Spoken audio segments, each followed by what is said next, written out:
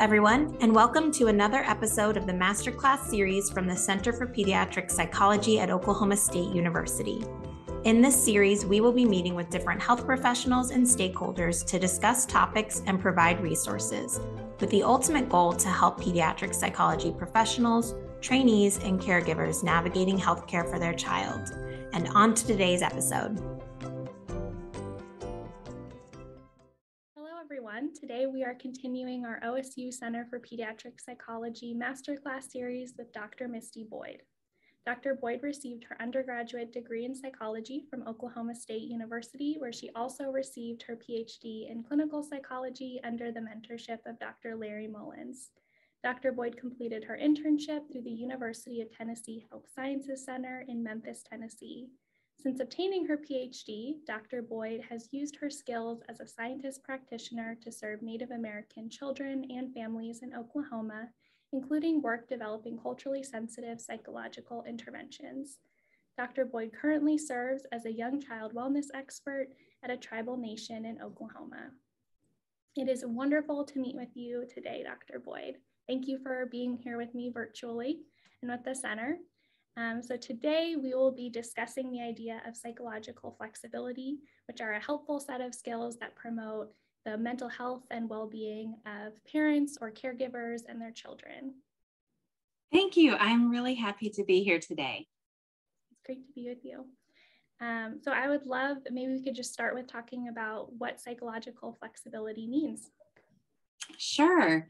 So it's a pretty broad term, and there are a lot of formal definitions you might use for it, but I really like thinking about it just the way it sounds, that, I know I have psychological processes or ways that I cope and ways that I interact with the world, and I want to be really flexible about that because it turns out there's a lot I can't control in the world and in my day-to-day life as much as I would like to.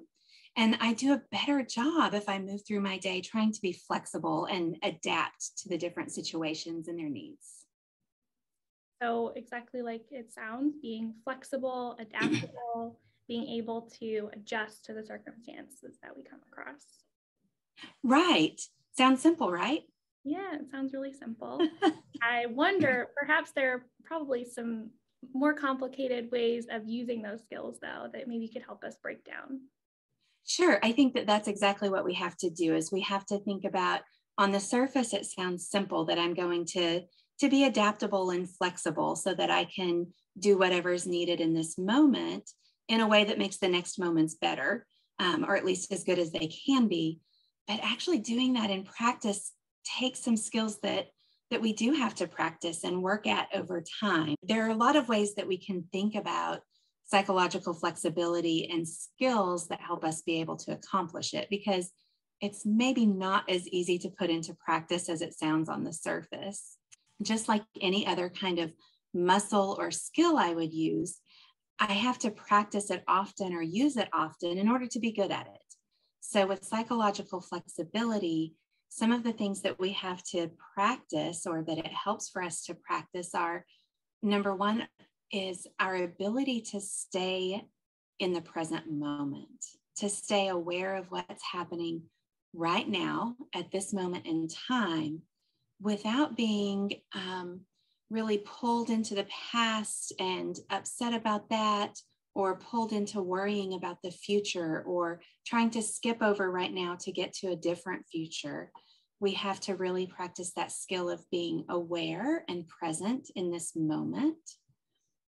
A lot of times when we're trying to be aware and present in the moment, we might find it hard to do and think, oh no, I'm messing it up. So we don't want to keep trying. We stop trying, but that's okay that I'm trying to be present right now, but all I can think about is what's coming up tomorrow or what happened 2 hours ago. It's okay for me to do that and then just gently bring myself back to the present moment. And we can use things like just those gentle reminders to ourselves, some compassion. It's okay that we drift some, but also things, grounding exercises. And there are a lot of different ways to do this, but they're just things that make you feel more connected and grounded and steady right now. And that can be things like those deep belly breaths, just pausing a minute to breathe in really deeply all the way down to your belly and hold it for a count of 2 or 3, and then exhaling slowly through your mouth. Even a couple of those can really center you and help you pause. And it does that partly by helping your body slow itself down. So when we're stressed out, oftentimes we're pulled to the past or pulled to the future or pulled somewhere else in our heads because our bodies are looking for the next threat or the next thing to solve to try to keep us safe. So they're maybe extra wound up or keyed up. And when that's happening, we're not able to do as much connecting to the moment or as much thinking through what might be the next best response for us to give. So that awareness is really important and helpful, and also really challenging. And so I like to build into my day moments where I do some of those grounding activities, whether things are rough or not in that moment. So I have kind of set for myself that whenever I'm going to open the refrigerator door, especially in the morning as I'm getting ready for work and packing my lunch and making breakfast, it can be pretty frenzied. So every time I touch the handle of the refrigerator, I pause and I take one of those belly breaths before I open it up. Now that doesn't take a lot of time, but it really does recenter me so I can help everything after that go smoother, at least for a period of time. I also like to pause when I'm doing something that I enjoy and just be grateful for that in the moment. That helps me a lot. There are other things you can do to be grounded and to practice mindfulness, but really all of it comes down to doing something that centers you and calms you in this moment so you can be here now.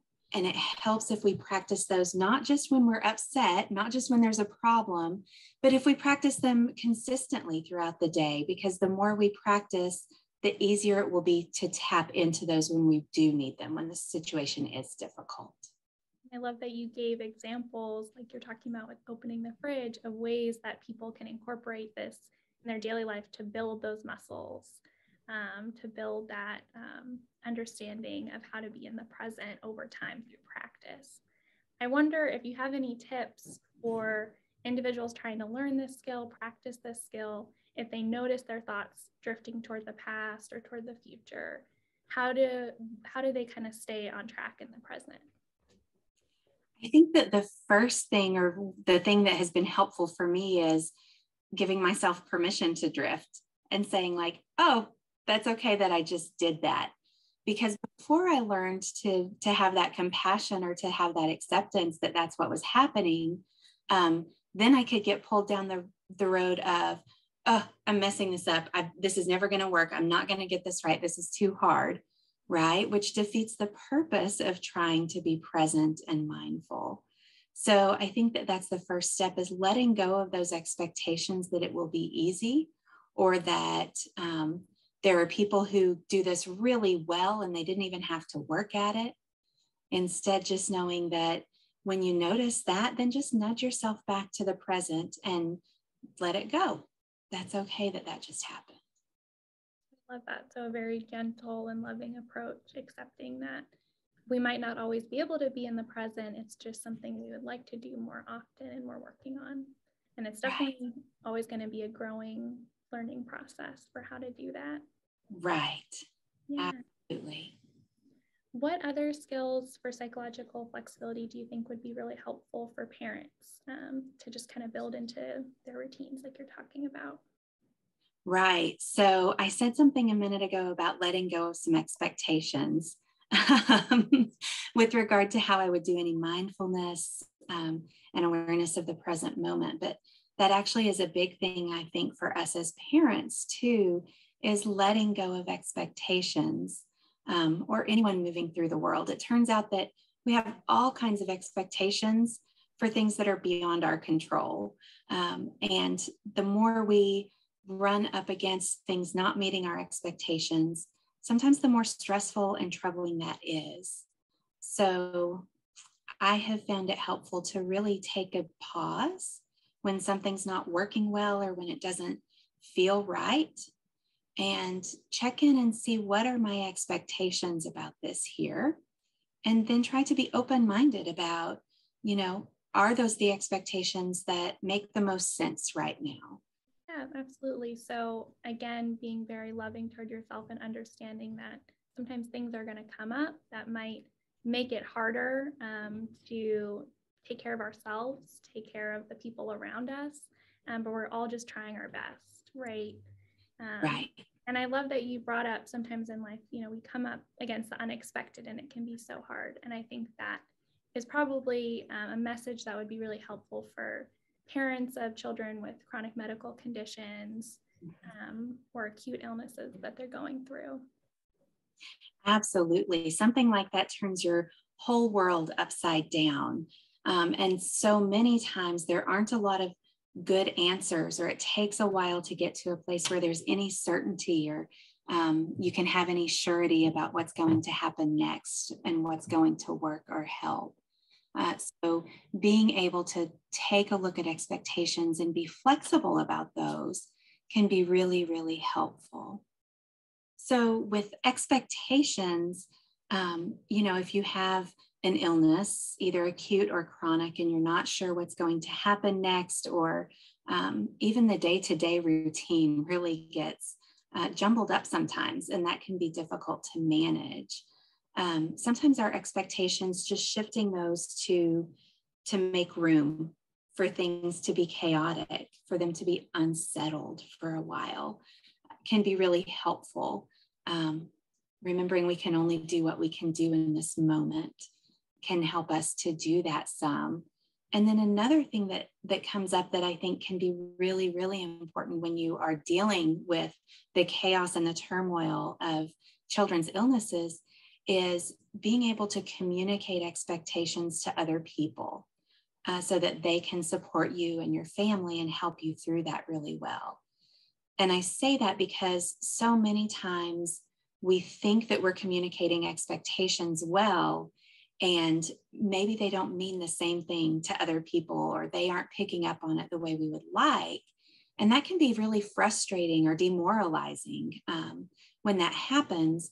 But oftentimes I've found that we don't always understand the same thing, even if we heard the same thing. So we have to get really clear about our expectations. And I'm thinking about when I was in junior high, I went over to a friend's house for the night. And so we were helping her mom cook dinner, and her mom handed me an onion and said, "Here you go, you slice this up for dinner." Well, in my family, I was handed the onions when they wanted them diced for tacos, because I'm really good at dicing onions, right? I make really great little square chops. So here I am with this onion working over at the counter, and I am getting all ready for tacos. It turns out we were having hamburgers that night, and she really did want it just sliced into slices for the hamburgers, not diced. But she didn't know that in my family, when they handed me an onion, it meant dice up this baby. And I didn't know that when she said slice, it really meant slices. So they had a different kind of hamburger that night because I didn't understand her expectations, and she didn't know from me what she needed to say to make her expectations clear. So I think that when you're in this journey where you are going to benefit from extra support from other people, finding ways to be clear about what you need and knowing what expectations they have that maybe are negotiable, maybe being able to change some expectations about work duties or some of the other obligations you have to make room to take care of your child, can be really helpful to open up that space. I love that. So being able, and I love the example that you gave, being able to figure out kind of what you clearly need in that situation and communicate it. How do parents begin to figure out, or any of us, how do we begin to figure out what we do need? Yeah, that's a really good question too. And another one of those where it helps to be flexible and go into that thinking, I've got to to be able to think about this and give myself permission to learn more about what I need. It might change over time. And at the same time, stay anchored to something, because we need some stability and something to stay anchored to. And oftentimes that can be our values, are what we use to anchor ourselves. So some of the expression of my needs might change, or what I need to do for my child is going to change a whole lot when there's an illness. However, how can I be really flexible about those while making sure I'm still living the kinds of values that matter to us, so that when this situation is over, we still come out of it feeling good about the people we've been in this situation. I think this comes up a lot when we have kiddos who are undergoing treatments for cancer or something like that. And as parents, we have to kind of deal with this tension of, I want to baby my kid right now. Things are hard for them, and I need to nurture them and give them so much. And I'm going to do as much for them as I can to make this easy for them.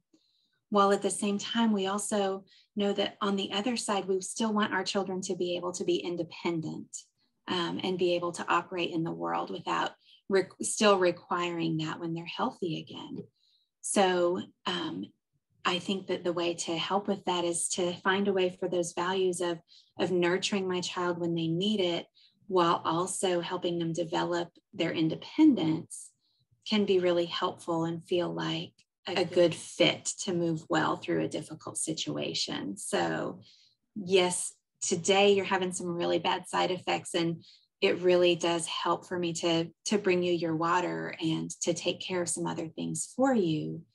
In 3 days, when the side effects have passed, what might be more helpful is that I encourage you to do those things more independently, and maybe even reinforce that. Say, wow, today may still be a little bit of a rough day, and I love how you're taking care of yourself well today, so that we come through balancing those values of nurturing our child and fostering their independence in a way that's appropriate for their age and for where they're at.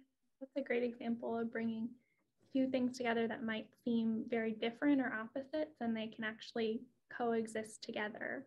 And I love the idea of our values being our anchors that we can hold on to and help us weather storms with our children, with our families. I think that's a beautiful idea. How do parents go about identifying those values? There are some really fun ways to do that. One is there's a values in action, or VIA inventory, that's available for free online. And it's kind of fun because there are youth and adult versions. And so you can take it, everyone in your family can take it, your kiddos can even take it, and you can think together about, what are your individual values, and then talk about how those all play out in a family. I've even known families who have done sort of a family values tree, where they drew a tree and everyone got their own branch and then put their values on the limbs. And then they had this really beautiful representation of what values look like in our family. And it also showed them some things about sometimes when they got into sticky points, when one person might really value humor and another person really values productivity, right? So they could talk about, I like to get things done and I like to make people laugh and goof off. And so how do we balance humor and productivity? Turns out they figured out those things can go well together and play nicely, so to speak. But that was a fun activity for them and can be a lot of fun for families. And then there are just all kinds of lists online. You can look up a list for values words and just go through there and choose the ones that really resonate with you. I would encourage, a lot of times we will go through a list and we might highlight most of the words on the list because they're all positive values that come up in these lists. But to really be useful to us, it will help to whittle that list down to maybe your top 3 or 4 or 5 values that are going to serve as your anchors. So it's easier to to really focus closely on those. So if one of your top values is kindness, it's much easier to think about, okay, in this present moment where I'm being aware and I'm being flexible about how I adapt to what's needed, how can I do that and still live out kindness? And it would be to think, here I am in this situation. I need to figure out how to adapt. And how am I going to be kind and productive and funny and this and that and that and that and that and that? Just really narrowing it down to maybe your top 3 or 5 will give you enough to apply to all of those situations without making you more frazzled all over again, trying to do everything all at once. That's such a good example that could apply for, if people have to make medical decisions for their children or with their children, and thinking about what do I really value. And I think the idea of having that tree or some sort of visual in the home of everyone's values is just so wonderful and a great way to understand each other better as we're learning about ourselves. Yeah, I think it helps us with what's going on right now, with also keeping an eye to how can this moment make the next moment better, and so on and so forth. How are we living into a future where we feel really good about what we've done?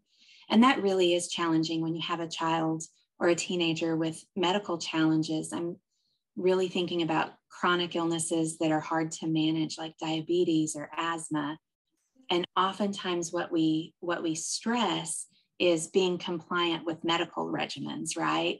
And that becomes really hard as kids get older or as they just get tired of doing that. And then that can set us up in a conflict. But what if we can really get clear about our values, we might figure out that, maybe it's not complying right now that's my value. Maybe what I really want to help my child get out of this is, how do I cope and decide to do it anyway, even though it's something I don't want to do? That's a really valuable life skill that I hope my kiddo can come away with. And I think we all benefit from, because there will always be things we don't want to do. And forcing me to do it in the moment doesn't necessarily help me develop that skill, but being present and working through it with me in the moment to find out, okay, how can we move toward more compliance? What do you need right now? Helps me honor my value of nurturing my child and promoting their independence at the same time. A great way to keep building up positive moments surrounding the medical condition, instead of kind of having that cycle of it becoming more and more of a negative source of conflict, which isn't fun for anyone. No, it's not. And it hardly ever gets us where we want to go, right?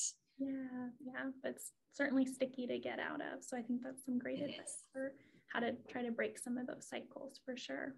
Well, it was wonderful to meet with you today, Dr. Boyd. Thank you for taking the time to be with me here virtually. We hope you gained as much as we did from today's episode. You can find more episodes like this on Apple and Spotify podcasts and our YouTube channel. Be sure to also follow us on Facebook and Twitter, and check out our website. Links are in the show description. Thank you for listening, and we hope you come back soon.